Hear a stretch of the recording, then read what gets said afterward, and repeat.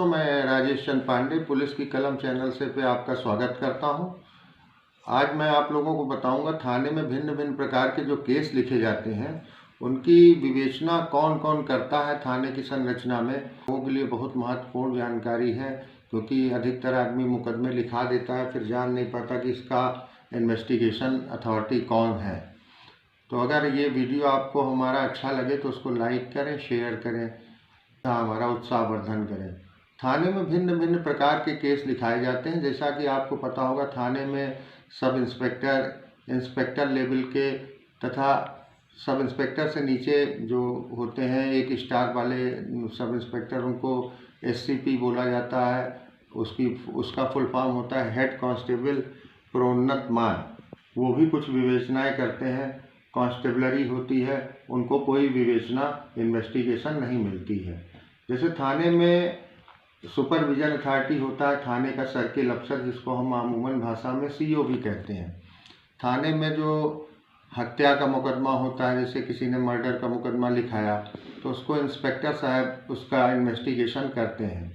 अमूमन कोई बीभत्स किस्म का क्राइम जब होता है तो उसको इंस्पेक्टर करते हैं।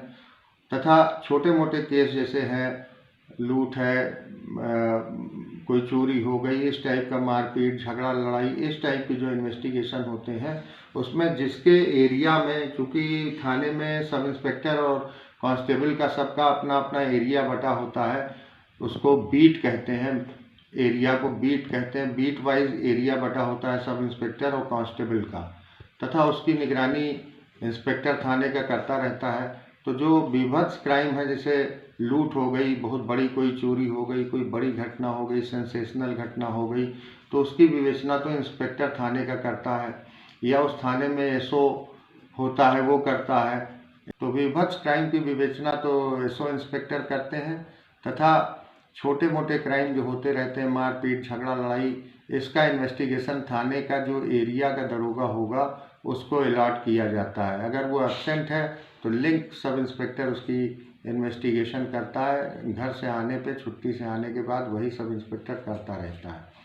तथा हरिजन एक्ट, जैसे किसी हरिजन को किसी सवर्ण ने मार पीट दिया तथा जाति सूचक शब्दों से कहा, तो उसको जो है उसकी तौहीन की या मारा पीटा या जो भी किया, अगर हरिजन एक्ट है तो हरिजन एक्ट की विवेचना थाने में सर्किल अफसर करता है। सर्किल अफसर के अंडर में 2-3 थाने होते हैं। अगर इस टाइप का केस 2-3 थानों में होता है तो उसकी विवेचना सीओ साहब करते हैं। सीओ साहब को हिंदी में क्षेत्राधिकारी भी कहते हैं, तो वो करते हैं। तथा दहेज हत्या की भी विवेचना सीओ साहब करते हैं। तो ये 2 विवेचना तो सीओ साहब करते रहते हैं, हरिजन एक्ट तथा दहेज हत्या की विवेचना।